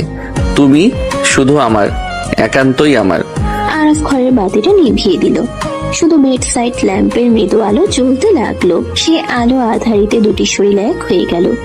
ভালোবাসার উত্তাপে, আবেগের জোয়ারে তারা ভেসে গেল এক অজানা সুখের রাজ্যে। তুলির সব ভয়, সব লজ্জা আরাফের ভালোবাসার কাছে হার মানল। সে নিজেকে সঁপে দিল আরাফের বাহুবন্ধনে। আরাফ প্রমাণ করলো যে সে শুধু একজন ভালো প্রেমিকই নয়, একজন যত্নশীল স্বামীও। সেই রাতে তাদের ভালোবাসা আরো গভীর হলো। কিন্তু সুখের এই রাতেও আরাফের মনের কোণে একটা আশঙ্কা উকি দিচ্ছে। শিহাব যাওয়ার সময় যে হুমকি দিয়ে গেছে, সেটা কি শুধুই ফাঁকা বলি, নাকি সে সত্যি বড় কোনো বিপদ ঘটাতে চলেছে? আরাফ তুলিকে বুকের মাঝে শক্ত করে চেপে ধরলো, যেন কোনো ঝড়ই তাকে কেড়ে নিতে না পারে। বিয়ের পর কেটে গেছে প্রায় 15টি দিন। এই 15 দিনে আরাফ আর তুলির জীবনে এসেছে আমূল পরিবর্তন। যে বাড়িতে একসময় শুধু কাজের কথা আর ব্যবসার লাভ ক্ষতির হিসেব হতো, সে বাড়িতে এখন অকারণ হাসির শব্দ, নুপুরের ঋণিছিনি আর মান অভিমানের মিষ্টি নাটক চলে। তুলি তার চঞ্চলতা দিয়ে পুরো বাড়িটাকে মাতিয়ে রেখেছে। তবে সবচেয়ে বড় পরিবর্তন এসেছে আরাফের মধ্যে। যে মানুষটা ল্যাপটপ আর ফাইলের বাইরে জগৎটাকে চিনত না, সে এখন অফিস থেকে ফেরার পথে রাস্তায় জ্যামে আটকে থাকলে অধৈর্য হয়ে যায়। কখন বাড়ি ফিরবে, কখন তার পিচ্ছি বউয়ের মুখটা দেখবে। তাদের বাসর রাতে সেই গভীর মিলন তাদের সম্পর্ককে এক অদৃশ্য কিন্তু শক্তিশালী সুতোয় বেঁধে দিয়েছে। সকাল 8টা, জানালার ভারী পর্দা ভেদ করে সূর্যের আলো সোজা এসে পড়েছে আরাফের চোখে। সে আড়মোড়া ভেঙে পাশ ফিরল, দেখলো পাশে তুলি নেই। বালিশের এক পাশে তুলির ভেজা চুলের ছাপ তখনও লেগে আছে। বাথরুম থেকে জলের শব্দ আসছে। আরাফ মুচকি হাসলো। গত রাতের কথা মনে পড়তেই তার গাল সামান্য লাল হয়ে উঠল। মেয়েটা বয়সে ছোট হতে পারে, কিন্তু ভালোবাসার গভীরতায় সে আরাফকেও হার মানায়। আরাফ বিছানা ছেড়ে উঠে বসলো। এই নতুন জীবনটা তার কাছে স্বপ্নের মতো মনে হয়। কিছুক্ষণ পর বাথরুমের দরজা খুলে তুলে বেরিয়ে এলো। তার পরনে একটা হালকা গোলাপি রঙের টাওয়াল পেঁচানো, চুলগুলো ভেজা, পানির ফোঁটাগুলো তার ঘাড় বেয়ে গড়িয়ে পড়ছে। আরাফ মুগ্ধ নয়নে তাকিয়ে রইল। তুলি ড্রেসিং টেবিলের সামনে দাঁড়িয়ে চুল মুছছিল। আয়নায় আরাফকে তাকিয়ে থাকতে দেখে সে লজ্জায় লাল হয়ে গেল। ওমা, আপনি উঠে পড়েছেন? আমি তো ভাবলাম কুম্ভকর্ণের ঘুম ভাঙাতে আমাকেই যুদ্ধ ঘোষণা করতে হবে। যুদ্ধ তো তুমি রোজই করো, কখনো চোখের ইশারা দিয়ে, কখনো বা এই ভেজা চুলের গন্ধে। আর কাল রাতে যা করেছো, তারপর কি ঘুম আসে? আরাফের মুখে এমন খোলামেলা কথা শুনে তুলি চিপ কাটলো। সে দ্রুত তোয়ালে দিয়ে মুখ ঢাকার ভান করলো। আরাফ বিছানা ছেড়ে উঠে ধীর পায়ে তুলির পেছনে গিয়ে দাঁড়ালো। সে আয়নায় তুলির চোখের দিকে তাকালো, তারপর আলতো করে তুলির ভেজা চুলে নাক ডুবিয়ে দিল। তুলির শরীর শিউরে উঠল। সে আরাফের বুকে পিঠ ঠেকিয়ে দাঁড়িয়ে রইল। সরুন তো, আমাকে তৈরি হতে হবে। আজ কলেজে একটা ইম্পর্টেন্ট ক্লাস আছে। বিয়ের পর আজই প্রথম যাচ্ছি। ক্লাস ইম্পর্টেন্ট নাকি হাজবেন্ড ইম্পর্টেন্ট? হাজবেন্ড তো ঘরেই থাকে, কিন্তু ক্লাস মিস করলে স্যার যে বকা দিবেন সেটা কে সামলাবে? আর তাছাড়া আমার ফ্রেন্ডরা ওয়েট করছে। আমি সামলাবো, প্রিন্সিপালকে বলে দেব। আমার বউকে বকা দেওয়ার অধিকার শুধু আমার। আর তোমার ফ্রেন্ডদের বলে দিও তুলি এখন মিসেস আরাফ, ওর দিকে বেশি তাকানো যাবে না। আপনি না একটা পাগল। যান ফ্রেশ হয়ে নিন, মা নিচে নাস্তা রেডি করছেন। দেরি হলে কিন্তু মা বকবে। আরাফ আর কথা বাড়ালো না, কিন্তু বাথরুমে যাওয়ার আগে তুলির গালে আলতো করে একটা চুমু খেয়ে গেল। তুলি আয়নায় নিজের লজ্জারাঙ্গা মুখের দিকে তাকিয়ে রইল। তার গলার নিচে আরাফের ভালোবাসার কিছু চিহ্ন এখনো স্পষ্ট। সে ওড়না দিয়ে সেগুলো ঢেকে ফেললো। তার মনে হলো পৃথিবীর সবচেয়ে সুখী মেয়ে বোধ হয় সেই। কিন্তু সুখের এই মুহূর্তগুলো যে বালু ঘড়ির বালির মতো ফুরিয়ে আসছে, তা সে গুণাক্ষরেও টের পেল না। নাস্তার টেবিলের পরিবেশটা আজ বেশ জমজমাট। শায়লা বেগম নিজ হাতে বৌমার প্লেটে খাবার তুলে দিচ্ছেন। রহমান সাহেব খবরের কাগজ পড়ছেন, কিন্তু মাঝে মাঝে চশমার ফাঁক দিয়ে ছেলের বউয়ের দিকে তাকিয়ে মুচকি হাসছেন। আরাফ নিচে নামতেই তিনি কাগজটা ভাঁজ করে রাখলেন, তবে তার কপালে চিন্তার একটা শুকনো ভাঁজ। আরাফ, শেয়ার মার্কেটের অবস্থা দেখছিস? আমাদের কোম্পানির শেয়ারের দাম হঠাৎ করে কমতে শুরু করছে। মার্কেটে কোনো একটা রিউমার ছড়িয়েছে। বাবা তুমি চিন্তা করো না, ব্যবসায় আপস এন্ড ডাউনস থাকেই। আমি অফিসে গিয়ে দেখছি ব্যাপারটা। চৌধুরী আঙ্কেলের সাথে আজই মিটিং আছে। মনে হয় কোনো রাইভাল কোম্পানি গুজব ছড়াচ্ছে। আরাফ, তুই বেশি টেনশন নিস না। নতুন বিয়ে করেছিস, একটু রিল্যাক্স থাক। ব্যবসা তো সারা জীবনই করবি। দেখ তো তুলির মুখটা কেমন শুকিয়ে গেছে তোর চিন্তায়। ঠিকই তো, আপনি সব সময় অফিস অফিস করেন। আজ না হয় একটু দেরি করে যান, আমাকে কলেজে ড্রপ করে তারপর যান। দেরি করে গেলে তোমরাই না খেয়ে থাকবে। বউ পালতে হলে তো কাজ করতেই হবে, তাই না পিচ্ছি? তবে হ্যাঁ, তোমাকে আমি ড্রপ করব। ড্রাইভার চাচাকে ছুটি দিয়েছি। আরাফ পরিবেশটা হালকা করার চেষ্টা করলো, কিন্তু তার মনের ভেতর একটা খচখচানি কাজ করছে। গত 15 দিন ধরে শিহাবের কোনো খোঁজ নেই। সে চুপচাপ আছে। আরাফ জানে শিহাব চুপ করে থাকার পাত্র নয়। সে যাওয়ার সময় যে হুমকি দিয়ে গিয়েছিল, তোমরা ভুল করছো, এর জন্য পস্তাতে হবে, সেটা আরাফের কানে এখনো বাজে। ঝড়ের আগে প্রকৃতি যেমন থমথমে থাকে, শিহাবের এই নীরবতাও কি তেমনি কোনো বড় বিপদের ইঙ্গিত? গাড়িতে ওঠার পর আরাফ নিজেই সিট বেল্ট পরিয়ে দিল তুলিকে। তার মুখটা তুলির খুব কাছে চলে এলো। তুলির নিঃশ্বাস আটকে যাওয়ার উপক্রম। আরাফ ইচ্ছে করে একটু দেরি করছে সিট বেল্ট লাগাতে। তার চোখের দৃষ্টি তুলির ঠোঁটে। কলেজে গিয়ে কিন্তু বেশি লাফালাফি করবে না, মনে রেখো তুমি এখন বিবাহিতা। শাড়ির আঁচল ঠিক রেখো। আমি কি বাচ্চা? সব বুঝি। আর আপনি সাবধানে ড্রাইভ করবেন, স্পিড বাড়াবেন না। গাড়ি চলছে। তুলি জানালা দিয়ে বাইরে তাকিয়ে আছে। আরাফ এক হাত দিয়ে স্টিয়ারিং ধরে আছে, অন্য হাত দিয়ে আলতো করে তুলির বাম হাতটা নিজের হাতের মুঠোয় নিয়ে নিল। তুলি চমকে তাকালো। আরাফ সামনে তাকিয়েই আছে, কিন্তু তার হাতের বাঁধন বেশ শক্ত। তুলির খুব ভালো লাগছে। এই ছোট ছোট অধিকার বোধগুলোই তাকে আরাফের প্রতি আরো দুর্বল করে দিচ্ছে। কলেজের গেটে নামিয়ে দেওয়ার সময় আরাফ বলল, ছুটি হলে আমাকে কল দেবে, আমি নিতে আসবো। অফিসে পৌঁছে আরাফ ব্যস্ত হয়ে পড়ল। তার পিএ মিসেস রিনা দৌড়ে এলো। তার চোখে মুখে আতঙ্ক। আরাফ নিজের কেবিনে ঢোকার আগেই রিনা তাকে থামালো। স্যার, সর্বনাশ হয়ে গেছে। ক্লায়েন্টরা একের পর এক প্রজেক্ট ক্যান্সেল করছে। তারা বলছে আমাদের কোম্পানির সলভেন্সি নিয়ে নাকি প্রশ্ন উঠেছে। মানে কি? আমাদের ফিনান্সিয়াল রিপোর্ট তো ক্লিয়ার। কে ছড়াচ্ছে এসব? স্যার, কেউ একজন আমাদের মেইন সার্ভার হ্যাক করে কিছু ফেক ডকুমেন্ট লিক করেছে। সেখানে দেখানো হয়েছে যে আমরা গত 3 বছর ধরে ট্যাক্স ফাঁকি দিচ্ছি এবং ইলিগাল সোর্স থেকে টাকা আনছি। শুধু তাই নয়, চৌধুরী গ্রুপ অফ ইন্ডাস্ট্রিজ আমাদের সাথে পার্টনারশিপ ব্রেক করার নোটিশ পাঠিয়েছে। আরাফের মাথায় আকাশ ভেঙে পড়ল। সে দ্রুত ল্যাপটপ অন করলো। মেল চেক করতেই দেখলো ইনবক্স ভর্তি হুমকি আর লিগ্যাল নোটিশ। চৌধুরী সাহেবও মেল করেছেন পার্টনারশিপ ক্যান্সেল করার নোটিশ এবং তার মেয়ে নীলাকে অপমান করার অভিযোগও পরোক্ষভাবে এনেছেন। আরাফ বুঝতে পারলো এটা কোনো সাধারণ হ্যাকারের কাজ নয়, মহারের শত্রু বিভীষণ। এটা শিহাবের কাজ। সে ছাড়া আরাফের সার্ভারের দুর্বলতা কেউ জানে না। আরাফ টেবিলের উপর রাখা কাছের পেপার ওয়েটটা সজোরে ছুঁড়ে মারলো দেয়ালে। ঝনঝন করে শব্দ হলো। শিহাব, আমি তোকে ছাড়বো না। তুই আমার পেটে লাথি মেরেছিস, কিন্তু আমার সম্মানে হাত দিয়েছিস। এর শেষ আমি দেখে ছাড়বো। আরাফ দ্রুত তার লিগ্যাল টিমকে কল করলো। রোকন, আরাফের বন্ধু এবং আইনজীবী দ্রুত চলে এলো, কিন্তু পরিস্থিতি নিয়ন্ত্রণের বাইরে চলে যাচ্ছে। টিভি চ্যানেলগুলোতে ব্রেকিং নিউজ শুরু হয়ে গেছে। বিশিষ্ট ব্যবসায়ী আরাফ রহমানের বিরুদ্ধে মানি লন্ডারিং এর অভিযোগ। আরাফ ফোন হাতে স্তব্ধ হয়ে বসে রইল। তার চোখের সামনে ভেসে উঠল তুলির মুখটা। তুলি কি সহ্য করতে পারবে এই অপমান? তার অসুস্থ বাবা মা। আরাফ, তুই এখনই বাড়ি যা। পুলিশ যে কোনো সময় অ্যারেস্ট করতে পারে। অ্যান্টিসিপেটরি বিলের ব্যবস্থা করতে হবে, কিন্তু আজ আদালত বন্ধ। আজ সকালের আর কিছু করা যাবে না। আমি পালাবো না রোকন, আমি নির্দোষ। আমি পালালে সবাই ভাববে আমি দোষী।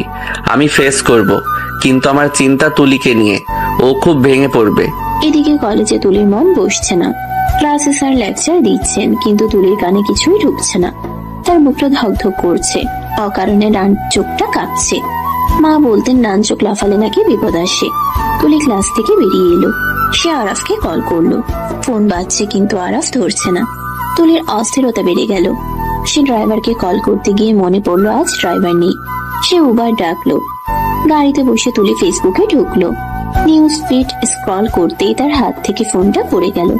বড় বড় অক্ষরে লেখা, আরাফ রহমান গ্রেফতার হতে পারেন যে কোনো মুহূর্তে।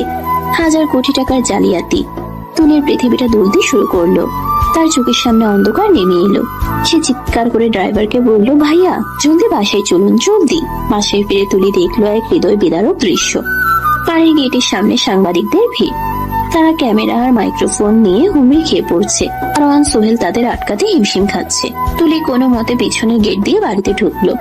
ড্রয়িং রুমে শাইলা বেগম সোফায় শুয়ে আছেন। ডাক্তার রায়হান তার প্রেশার মাপছেন। মীরা আপু কাঁদছে। রহমান সাহেব মাথায় হাত দিয়ে পাথরের মতো বসে আছেন। মা, কি হয়েছে? আপনারা কাঁদছেন কেন? আরাফ কোথায়? ও ফোন ধরছে না কেন? তুলি, সর্বনাশ হয়ে গেছে। আরাফের নামে ওয়ারেন্ট বের হয়েছে। পুলিশ আসছে ওকে নিতে। টিভিতে জানি কি সব দেখাচ্ছে। ও নাকি টাকা চুরি করেছে। মিথ্যে কথা, সব মিথ্যে। আমার স্বামী কোনো অন্যায় করতে পারে না। আমি বিশ্বাস করি না শিহাব ভাইয়া এসব করিয়েছে, তাই না? ঠিক সেই মুহূর্তে সিঁড়ি দিয়ে আরাফ নেমে এলো। তার পরনে অফিসের সেই ফর্মাল শার্ট প্যান্ট, কিন্তু টাইটা খোলা। গলার উপরের বোতামটা ছেঁড়া। তাকে খুব ক্লান্ত আর বিধ্বস্ত দেখাচ্ছে, কিন্তু তার চোখের দৃষ্টি শান্ত ধীর। সে সোজা এসে মায়ের পায়ের কাছে বসলো। মা, তুমি চিন্তা করো না, আমি নির্দোষ। এটা একটা ষড়যন্ত্র। আমি খুব তাড়াতাড়ি ফিরে আসব। তুমি শুধু নিজের শরীরের যত্ন নিও। ওরা তোকে কোথায় নিয়ে যাবে বাবা? আমি তোকে যেতে দেব না। তুই তো কোনোদিন একটা মিথ্যে কথাও বলিসনি। তুই কেন জেলের ভাত খাবি? মা, সত্যের পথ একটু কঠিন হয়, কিন্তু সত্যের জয় হবেই। দোয়া করো যেন আমি শিহাবের মুখোশটা খুলে দিতে পারি। আরাফ উঠে দাঁড়ালো।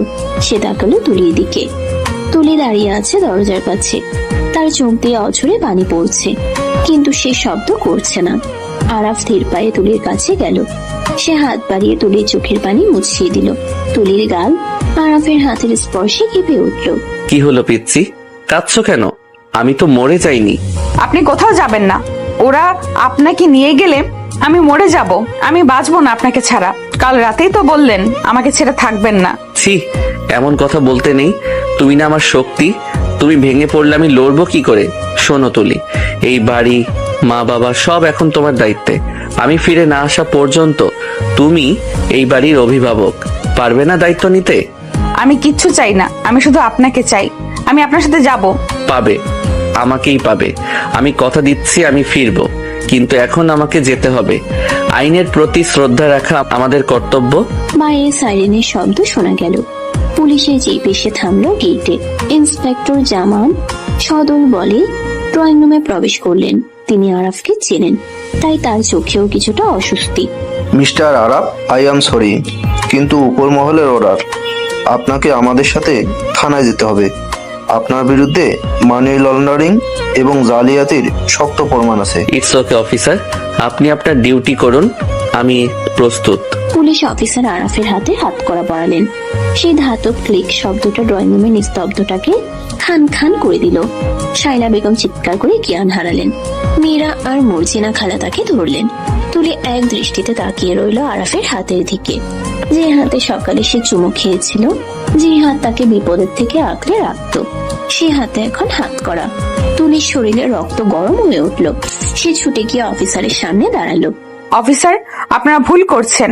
আমার স্বামী নির্দোষ, তাকে ফাঁসানো হয়েছে। আপনারা আসল অপরাধীকে খুঁজুন।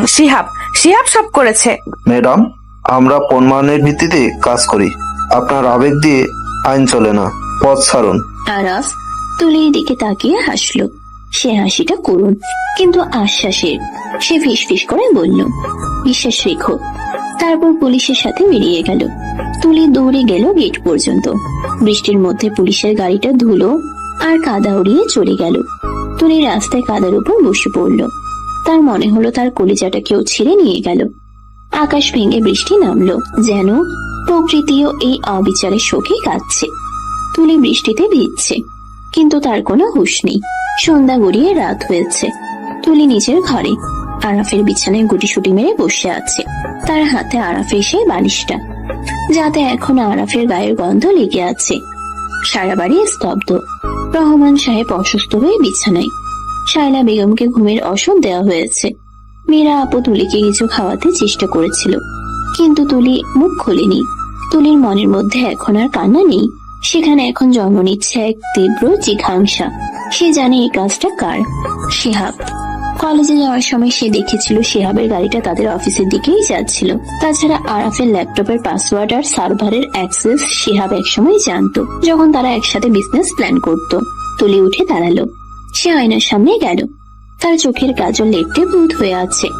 সে টিস্যু দিয়ে মুখ মুছল, চুলগুলো বাঁধলো। এই মুহূর্তে সে আর 17 বছরের কিশোরী নয়।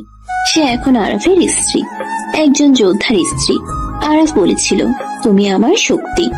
আজ সেই শক্তি দেখানোর সময় এসেছে। আরাফ, তুমি বলেছিলে তুমি ফিরবে, আমি তোমাকে ফিরিয়ে আনবো। শিহাব ভাইয়া, আপনি ভুল মানুষের সঙ্গে পাঙ্গা নিয়েছেন। আমি আমার স্বামীকে মুক্ত করবই। তুলি আরাফের স্টাডি রুমে ঢুকলো, দরজা বন্ধ করে দিল। আরাফের পার্সোনাল ল্যাপটপটা বের করলো। সে জানে না কি করতে হবে, কিন্তু তাকে কিছু একটা করতেই হবে। ল্যাপটপ অন করলো, পাসওয়ার্ড চাইলো। তুলি মুচকি হাসলো। পাসওয়ার্ডটা আরাফ কিছুদিন আগেই চেঞ্জ করেছে। নতুন পাসওয়ার্ড হলো তুলি আমার জীবন। তুলি টাইপ করলো, ল্যাপটপ খুলে গেল। সেখানে একটা ফোল্ডার ছিল, নাম ব্যাকআপ। আরাফ সবসময় সবকিছু ব্যাকআপ রাখতো, এমনকি সার্ভার লগও। তুলি ফোল্ডারটা ওপেন করলো। সেখানে গত 24 ঘন্টার সব ট্রানজাকশন হিস্ট্রি আছে। তুলি খুব মনোযোগ দিয়ে দেখতে লাগলো। হঠাৎ তার চোখে পড়লো একটা অদ্ভুত আইপি অ্যাড্রেস। অফিসের সময়ের বাইরে রাত 3টার সময় কেউ একজন সার্ভারে লগ ইন করেছিল, আর ওই সময় আরাফ ঘুমাচ্ছিল তুলির পাশে। তুলি সাক্ষী। তুলি দ্রুত তার মোবাইল বের করলো। সে কল করলো রোকন ভাইকে। রোকন ভাই, আমি তুলি বলছি। ভাবি, আমি খুব সরি। আমি আরাফের বেলের চেষ্টা করছি, কিন্তু আগামীকাল সকালের আগে কিছু হবে না। বেলের কথা বাদ দিন, আমি প্রমাণ পেয়েছি কে এটা করেছে। আরাফের সার্ভারে রাত 3টায় একটা আননোন আইপি থেকে লগ ইন করা হয়েছিল। ওই আইপিটা ট্রেস করতে হবে। আমার বিশ্বাস এটা শিহাব ভাইয়ার লোকেশন। শিহাব? কিন্তু ও তো, আচ্ছা ভাবি, আপনি ওই আইপিটা আমাকে মেসেজ করুন। আমি এখনই আমার আইটি টিমকে দিয়ে চেক করাচ্ছি। যদি এটা শিহাবের লোকেশন হয় তাহলে আর দেখতে হবে না। শুধু চেক করলেই হবে না, ওকে হাতে নাতে ধরতে হবে। আমার একটা প্ল্যান আছে। কি প্ল্যান? শিহাব ভাইয়া খুব লোভী আর উনি আমাকে পছন্দ করেন। উনি নিশ্চয়ই এই সুযোগে আমার কাছে আসবেন, আমাকে দুর্বল ভাববেন। আমি সেই সুযোগটাই নেব। সাপকে গর্ত থেকে বের করতে হলে তো বাঁশি বাজাতেই হবে। তুলির কণ্ঠস্বরে যে দৃঢ়তা ছিল তাতে রোকন অবাক হলো। তিনি ভাবতেই পারেননি এটুকু একটা মেয়ে এতটা ঠান্ডা মাথায় চিন্তা করতে পারে। তিনি রাজি হলেন।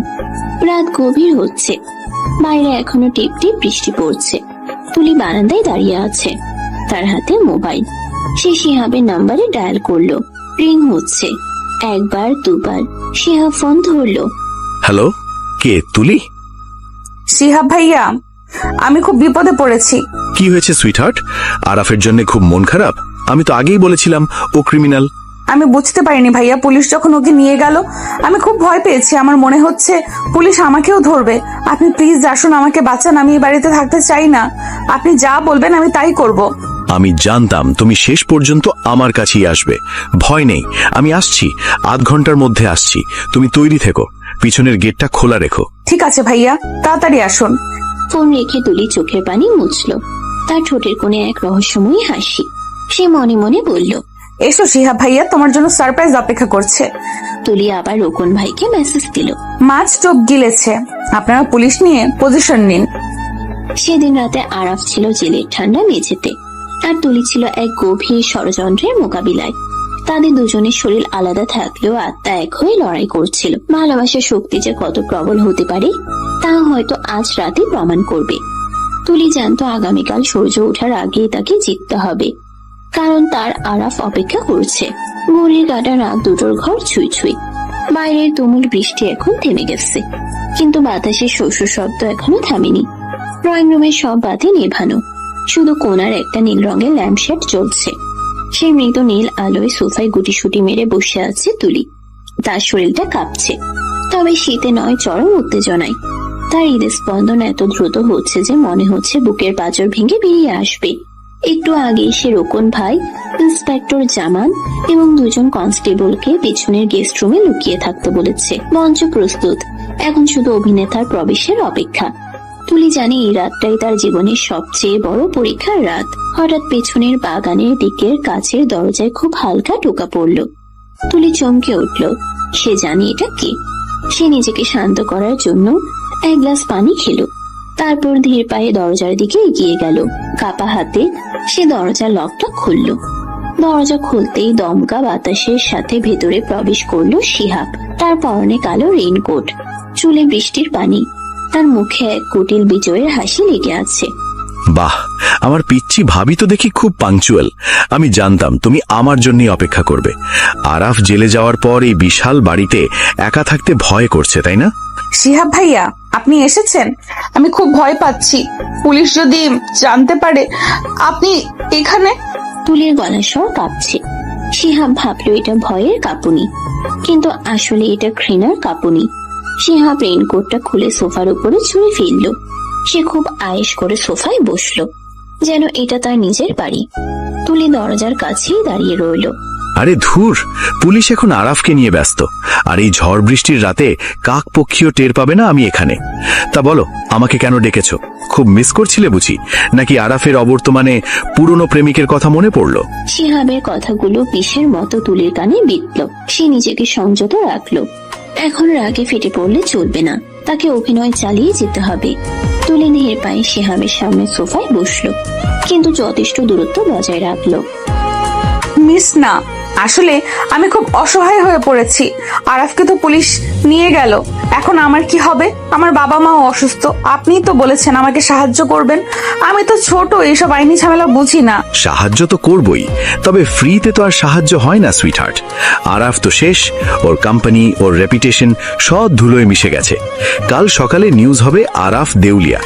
এখন তুমি যদি বুদ্ধিমতী হও, তবে আরাফকে ডিভোর্স দিয়ে আমার কাছে চলে এসো। আমি তোকে লন্ডনে নিয়ে যাব, রানীর মতো রাখবো। কিন্তু ভাইয়া, আরাফ তো নির্দোষ। ও যদি জেল থেকে বেরিয়ে আসে, ও যদি প্রমাণ করে দেয় যে ও কিছু করেনি। প্রমাণ করবে? অসম্ভব। আমি এমনভাবে ওর সার্ভারে ফেক ডকুমেন্ট আর মানি লন্ডারিং এর রেকর্ড প্লান্ট করেছি যে ও বাপের জন্মেও প্রমাণ করতে পারবে না ও নির্দোষ। রাত 3টে যখন ও তোমার কোলে মাথা রেখে ঘুমোচ্ছিল, তখন আমি আমার ডেরা থেকে ওর আইপি হ্যাক করে সব গেম সেট করে দিয়েছি। চৌধুরী আঙ্কেলকে বেনামি মেলটাও আমিই করেছি। আরাফ পচে মরবে জেলে, আর তুমি রাজত্ব করবে আমার সাথে।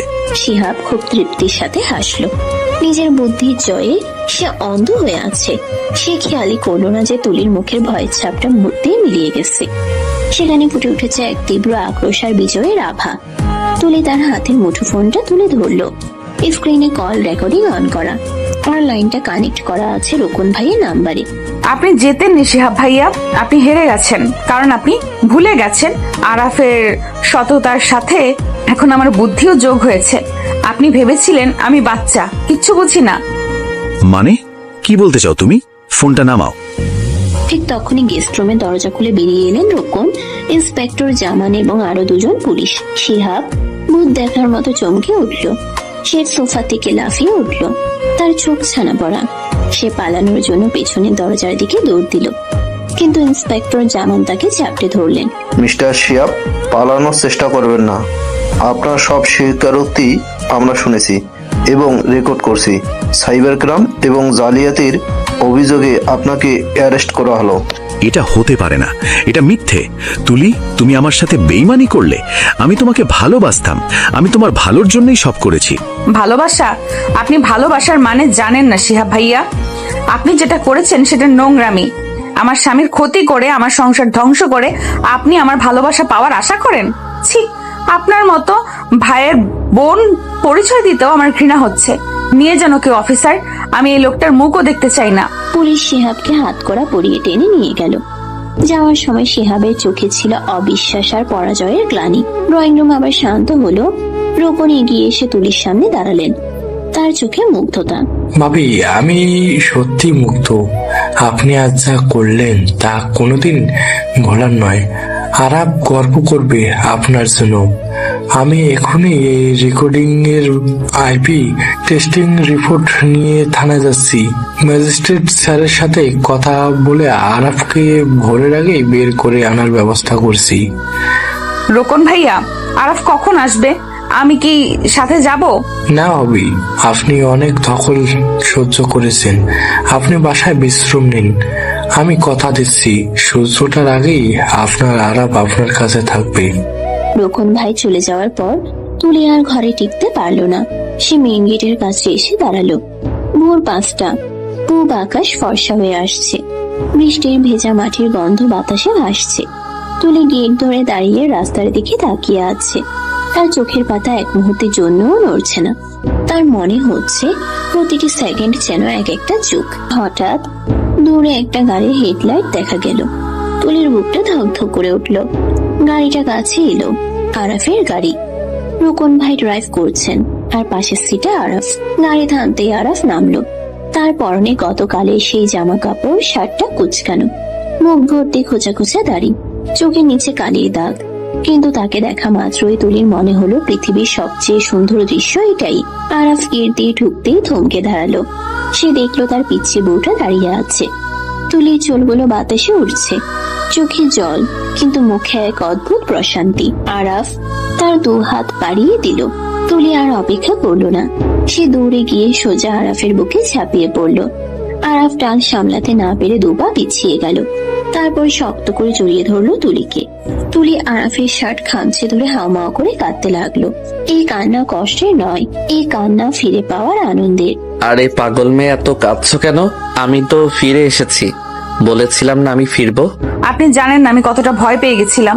আমার মনে হচ্ছিল আমি নিঃশ্বাস নিতে পারছি না। আপনি ছাড়া এই বাড়িটা, এই পৃথিবীটা আমার কাছে নরক মনে হচ্ছিল। বোকা মেয়ে, আমার নিঃশ্বাস তো তোমার কাছে জমা রেখে গিয়েছিলাম। আমি কি করে তোমাকে ছেড়ে থাকবো? আমি তো জানতাম আমার ঘরে এমন এক বাঘিনী আছে যে যমরাজকেও হার মানাতে পারে। বাড়ির ভেতর থেকে শাইলা বেগম, রহমান সাহেব এবং মীরা বেরিয়ে এলেন। শাইলা বেগম ছেলেকে জড়িয়ে ধরে কান্নায় ভেঙে পড়লেন। রহমান সাহেব ছেলের কাঁধে হাত রাখলেন। এক আবেগঘন পরিবেশ তৈরি হলো। তবে সবাই বুঝতে পারলো এখন আরাফ আর তুলির একান্ত সময় প্রয়োজন। মীরা সবাইকে ইশারা করে ভিতরে নিয়ে গেল। আরাফ তুলির হাত ধরলো। রুমে চলো, আমার খুব বিশ্রাম দরকার, আর আমার বউয়ের হাতের এক কাপ কফি দরকার। বেডরুমে ঢুকে আরাফ সোফায় গাইলিয়ে দিল। সে সত্যি খুব ক্লান্ত।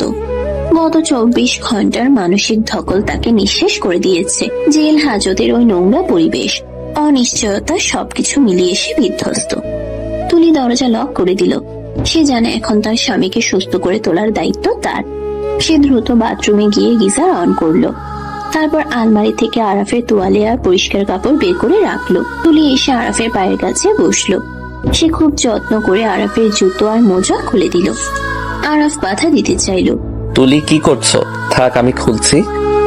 একদম চুপ। আপনি এখন আমার পেশেন্ট, আমি যা বলবো তাই শুনবেন, কোনো কথা বলবেন না। তুলির এই অধিকার বোধ দেখে আরাফ মুচকি হাসলো।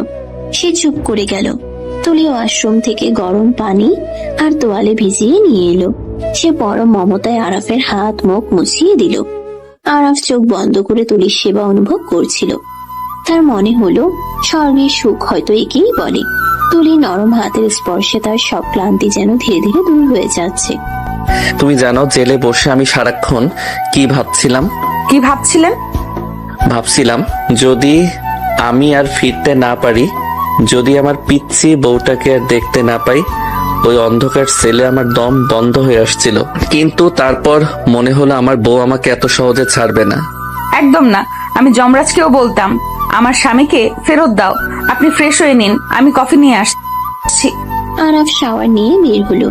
তুলি কফি আর স্যান্ডউইচ নিয়ে অপেক্ষা করছিল। আরাফ বিছানায় বসলো। তুলি নিজ হাতে তাকে খাইয়ে দিল। খাওয়ার পর আরাফ তুলিকে ইশারা করলো তার কাছে আসার জন্য।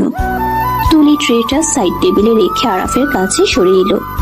আরাফ তুলিকে টেনে নিজের কোলের উপর বসালো। তুলি লজ্জায় কুকড়ে গেল, কিন্তু বাধা দিল না। আরাফ তার মুখটা তুলির কাঁধে গুজে দিল। আরাফের ভেজা চুলের পানি টপ টপ করে তুলির ঘাড়ে পড়ছে, যা তাকে শিহরিত করছে। Thank you. কেন? আমাকে বাঁচানোর জন্য, আমার সম্মান ফিরিয়ে দেওয়ার জন্য। তুমি জানো না তুলি, তুমি আমার জন্য কি করেছো। আমি ভাবতাম তুমি ছোট, তোমাকে আগলে রাখা আমার দায়িত্ব, কিন্তু আজ তুমি আমাকে আগলে রেখেছো। তুমি প্রমাণ করেছো তুমি শুধু আমার বউ নও, তুমি আমার পার্টনার। স্বামী স্ত্রী মানে তো এটাই, একজন হোঁচট খেলে অন্যজন ধরবে। আপনি আমার সিনিয়র হতে পারেন, কিন্তু বিপদে আমি আপনার ঢাল। আরাফ মুখ তুলে তুলির চোখের দিকে তাকালো। সেই চোখে এখন আর কোনো কৌতুক নেই, আছে শুধু গভীর ভালোবাসা আর কৃতজ্ঞতা। আরাফ তীর হাতে তুলির মুখের উপর থেকে অবাধ্য চুলগুলো সরিয়ে দিল। তার আঙ্গুলগুলো তুলির ঠোঁট স্পর্শ করলো। তুলি চোখ বন্ধ করে ফেলল। আমি তোমাকে খুব ভালোবাসি Tuli. I love you more than my life. আজ থেকে আর কোনো দূরত্ব নয়, আজ থেকে আমরা এক। আরাফ আর নিজেকে সংযত রাখতে পারলো না। সে তুলির ঠোঁটে এঁকে দিল এক গভীর চুম্বন।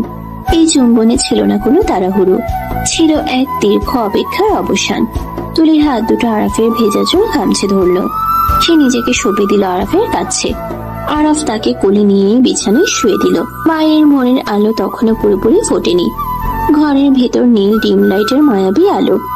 আরাফ তুলির চোখের দিকে তাকিয়ে বলল, তুমি আমার সবটুকু জুড়ে আছো তুলি। তোমার এই ছোট ছোট হাত, এই মায়াবী চোখ, এই মিষ্টি হাসি, সব আমার। তুলি ফিসফিস করে বলল, আমি তো আপনারই, জন্ম জন্মান্তর আপনার। আরাফ ধীরে ধীরে তুলির কামিজের বোতামগুলো খুলতে শুরু করলো। তুলি লজ্জায় মুখ লুকালো আরাফের বুকে। আরাফ হাসলো। সে পরম মমতায় তার স্ত্রীকে আদর করতে লাগলো। আরাফের প্রতিটি স্পর্শে তুলির শরীর কেঁপে উঠছে। আরাফ তার গাল, গলা এবং ঘাড়ে ভালোবাসার চিহ্ন আঁকতে শুরু করলো। তাদের দুটি শরীর যখন এক হলো, তখন মনে হলো পৃথিবীর সব সুখ এই চার দেয়ালের মাঝে বন্দি। তাদের নিঃশ্বাসের শব্দ, হৃদয় স্পন্দনের গতি আর ভালোবাসার উত্তাপ মিলেমিশে একাকার হয়ে গেল। দীর্ঘ বিরহ আর মানসিক চাপের পর এই মিলন তাদের সম্পর্ককে নিয়ে গেল এক নতুন উচ্চতায়। আরাফ প্রমাণ পেল তার এই পিচ্ছি বউটি শুধু বয়সে ছোট, কিন্তু ভালোবাসায় সে অনেক বড়। 1 বছর পর কক্সবাজারের সমুদ্র সৈকতের এক প্রাইভেট রিসর্ট। সন্ধ্যা নামছে, সমুদ্রের গর্জন শোনা যাচ্ছে। বিশাল ব্যালকনিতে ইজি চেয়ারে বসে আছে আরাফ। তার পরনে সাদা শীট, তার পরনে সাদা টি শার্ট আর শর্টস। তার কোলে মাথা রেখে শুয়ে আছে তুলি। তুলির পরনে একটা ঢিলে ঢালা নীল গাউন। তার শরীর এখন ভারী, সে 7 মাসের অন্তঃসত্ত্বা। সমুদ্রের বাতাস এসে তুলির চুলে বিলি কাটছে। আরাফ এক হাত দিয়ে তুলির চুলে হাত বুলিয়ে দিচ্ছে, আর অন্য হাতটা আলতো করে রাখা তুলির স্ফীত পেটের উপর। শরীর খারাপ লাগছে না তো? ঠান্ডা লাগছে? ভেতরে যাবে? না, খুব ভালো লাগছে। সমুদ্র আমার খুব প্রিয়, আর সাথে যদি প্রিয় মানুষটা থাকে তাহলে তো কথাই নেই। আর আমাদের এই নতুন মেহমান, সে কি বলছে? লাথি দিচ্ছে নাকি? ও তো বাবার মতোই হয়েছে, সারাক্ষণ ছটফট করে, মনে হয় এখনই ফুটবল খেলতে নামবে। একটু আগে তো পেটে রীতিমতো ভূমিকম্প হচ্ছিল। বাবার মতো হলে তো ভালোই, স্ট্রং হবে, কিন্তু যদি মায়ের মতো হয়? মায়ের মতো হলে কি খারাপ? একদম না। যদি মেয়ে হয়, আর সে যদি তোমার মতো দেখতে হয়, তোমার মতো চঞ্চল হয়, তাহলে আমি হব পৃথিবীর সবচেয়ে সুখী বাবা। আমি চাই একটা ছোট্ট তুলি আসুক আমাদের জীবনে, যে আমাকে বাবা বলে ডাকবে আর তোমাকে জ্বালাবে। আর যদি ছেলে হয়? তাহলে সে হবে তার মায়ের বডিগার্ড, যেমন আমি তোমার বডিগার্ড। তুলি আরাফের গালের খোঁচা খোঁচা দাড়িতে হাত বুলিয়ে দিল। গত 1 বছরে অনেক কিছু বদলেছে। শিহাবের 10 বছরে জেল হয়েছে। আরাফের ব্যবসা এখন আগের চেয়ে অনেক বড়, কারণ সততার জয় হয়েছে। আর তুলি, সে পড়াশোনা চালিয়ে যাচ্ছে, সাথে সংসার আর আরাফকে সামলাচ্ছে পুরো দমে।